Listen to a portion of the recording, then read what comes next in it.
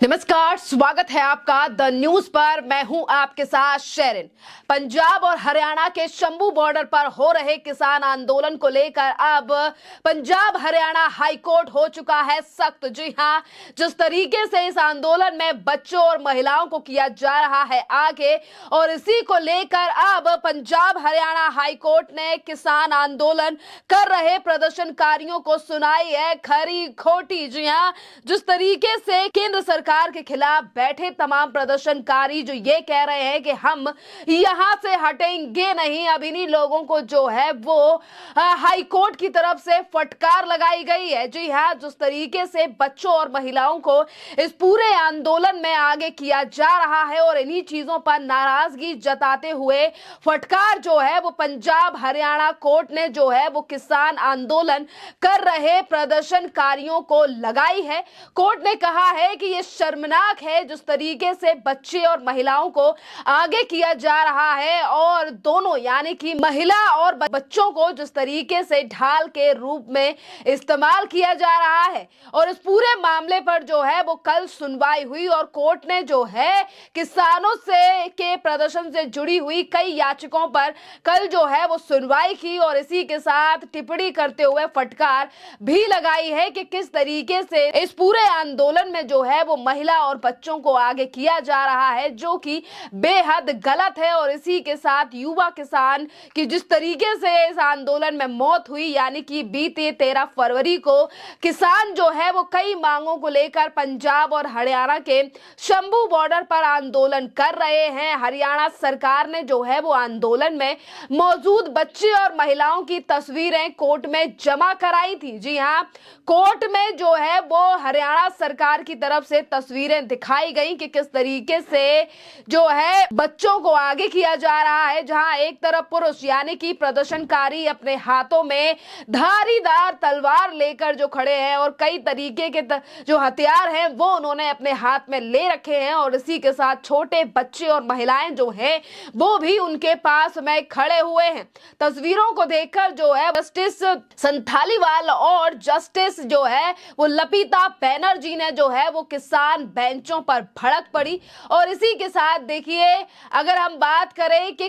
यानी कि इसी के साथ जो एक और रिपोर्ट सामने आई है, कोर्ट ने ये तक कहा है कि बहुत ही ज्यादा ये शर्म की बात है कि प्रदर्शन में बच्चों को आगे किया जा रहा है, और इसी बेंच ने जो है वो कई बार जो है वो इसे शर्मनाक बताया है। और देखिए, शुभकरण यानी कि वो युवा जिसकी मौत जो है वो अभी कुछ दिन पहले इसी किसान आंदोलन के दौरान हुई है, जिसको लेकर भी याचिका कोर्ट में लगाई गई थी, और किसानों के साथ कोर्ट ने जो है वो राज्य सरकारों को भी नहीं छोड़ा है। जी हां, जहां एक तरफ किसानों को लेकर जो है वो कोर्ट ने फटकार लगाई है, तो वहीं दूसरी तरफ कोर्ट ने कहा है कि इस पूरे मामले में दोनों राज्य अपनी जिम्मेदारी सही तरीके से निभाने में नाकाम रहे हैं। हरियाणा सरकार से पूछा गया है कि 21 फरवरी को प्रदर्शनकारियों पर फायरिंग करना कैसे सही था, तो वहीं खनौरी बॉर्डर पर उस दिन पुलिस और प्रदर्शनकारियों के बीच हुई थी झड़प। 21 फरवरी को जो है वो खनौरी बॉर्डर पर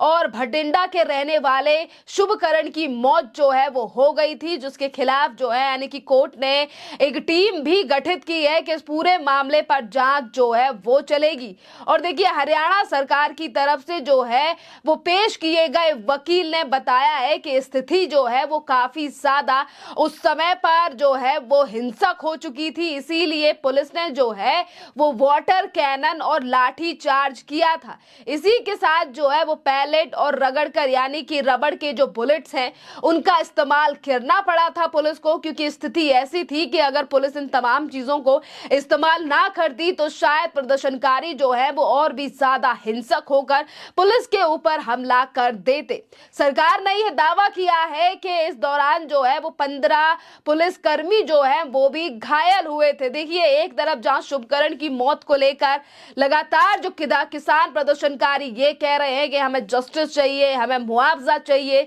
इस तरीके की मांग जो है वो की जा रही है शुभकरण की मौत को लेकर, तो वहीं दूसरी तरफ सरकार की तरफ से पेश हुए वकील ने साफ बताया है कि आखिरकार किस तरीके की स्थिति जो है वो 21 फरवरी को बॉर्डर पर थी, और आखिरकार क्यों पुलिस ने जो है वो रबड़ बुलेट्स और इसी के साथ वाटर वाटर कैनन का इस्तेमाल किया है। सुनवाई के दौरान जो है वो कोर्ट ने शुभकरण की मौत की जांच के लिए 3 सदस्यीय कमेटी बनाने का आदेश दिया है और इसमें एक रिटायर्ड हाई कोर्ट के जज और 2 एडीजी रैंक के अधिकारी होंगे। पंजाब और हरियाणा सरकार को 7 मार्च तक जो है वो डीडीए रैंक के अधिकारियों के नाम बताने को कहा गया था। देखिए, और आज जो है वो 8 तारीख है, यानी कि लगभग ये तय है कि आज शाम तक जो है वो सरकार जो है वो एडीजी रैंक के अधिकारियों के नाम जो है वो बता देगा और इसी के साथ ये कमेटी जो है वो 1 महीने के अंदर जो है वो रिपोर्ट सौंपेगी कोर्ट को, जो कि शुभकरण की मौत को लेकर बनाई गई है। और देखिए, शुभकरण की मौत के बाद जो है वो पंजाब पुलिस में अब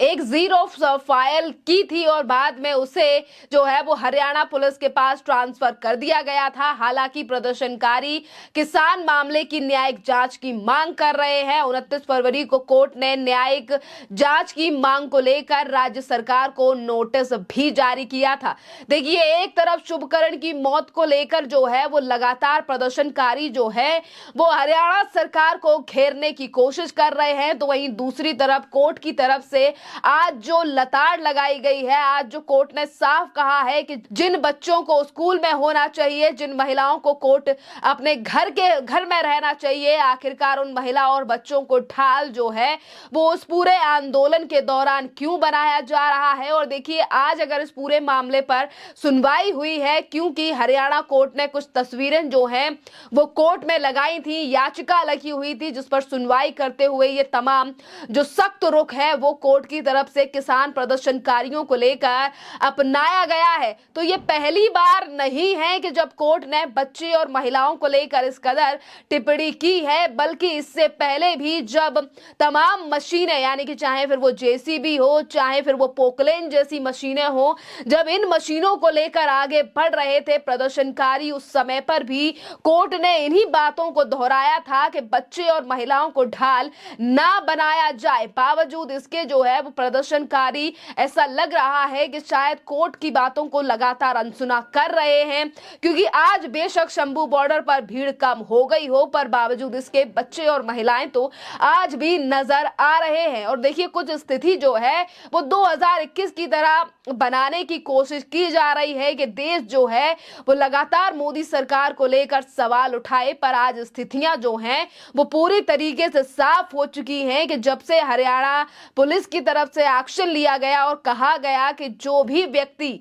या जो भी प्रदर्शनकारी सरकारी संपत्ति को नुकसान पहुंचाएगा उसके पासपोर्ट और वीजाओं को रद्द कर दिया जाएगा, जिसके बाद जो है वो प्रदर्शनकारी लगातार शंभू बॉर्डर पर कम होते हुए दिखाई दे रहे हैं। एक तरफ कहा जा रहा है कि ये वो किसान हैं जो कि अपने अस्तित्व की और अपने अधिकारों की लड़ाई लड़ रहे हैं, तो वहीं दूसरी तरफ किस तरीके से जो है वो वीजा और पासपोर्ट के डर से जो है वो तमाम लोग यहां से अपने घर वापस जा चुके हैं। देखिए, जिस आंदोलन को लेकर लगातार विपक्ष ये कह रहा था कि किसानों को सताया जा रहा है या फिर इन तमाम चीजों का लोकसभा पर कुछ असर पड़ेगा, पर जिस तरीके के आसार और तस्वीरें सामने आ रही हैं, ऐसा लग रहा है कि आज देश की जनता भली भांति समझ रही है कि आखिरकार किस लिए किया जा रहा है किसान आंदोलन। और वहीं दूसरी तरफ सोशल मीडिया से लेकर सड़कों पर जो है वो इस आंदोलन का ज्यादा प्रभाव पड़ता हुआ नजर नहीं आ रहा है। आज भी जनता अपने काम से आ जा रही है,